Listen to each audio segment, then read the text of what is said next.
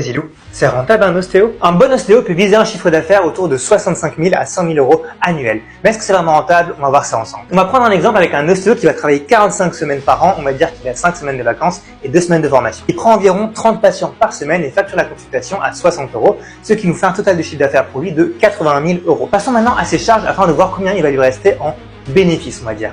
Donc on a tout d'abord le loyer qui va représenter 500 euros par mois, soit autour de 6 000 euros. Ça fait 7 à 8% du chiffre d'affaires. Ensuite, on aura des charges du petit matériel pour 300 euros par mois à peu près. Là-dedans, on va compter notamment tout ce qui est banque, électricité, eau, gaz, téléphone, logiciel, frais de carte bancaire, la crème, le papier, etc. Ça va faire en gros 5% du chiffre d'affaires. Les trajets, s'il travaille aussi à domicile, 300 euros par mois à peu près. Ça peut passer en indemnité kilométrique. L'assurance autour de 120 euros par mois. Ensuite, on aura tout ce qui est frais de formation à l'année, ça pourra représenter autour de 2 000 euros. Tout ce qui est frais de comptable aussi, l'adhésion à un centre de gestion agréé, ça représentera autour de 3 000 euros par an. Et enfin, tout ce qui est les dépenses d'investissement pour environ 3 000 euros par an. Là-dedans, on aura par exemple le mobilier, l'ordinateur, etc. Ce qui nous fait arriver à un total de dépenses pour notre ostéopathe de 23 640 euros sur un an, soit autour de 25 à 30% son chiffre d'affaires. Bien sûr, ça pourra légèrement varier selon sa gestion globale. Sa marge opérationnelle avant sa rémunération pour 30 patients par semaine s'élève donc à 57 360 euros. À première vue, ça paraît très rentable, mais qui dit libéral dit aussi charges sociales à payer. Donc dans cet exemple, ça sera autour de 18 000 euros, c'est-à-dire environ 30% de ce qui lui restait de cette marge opérationnelle.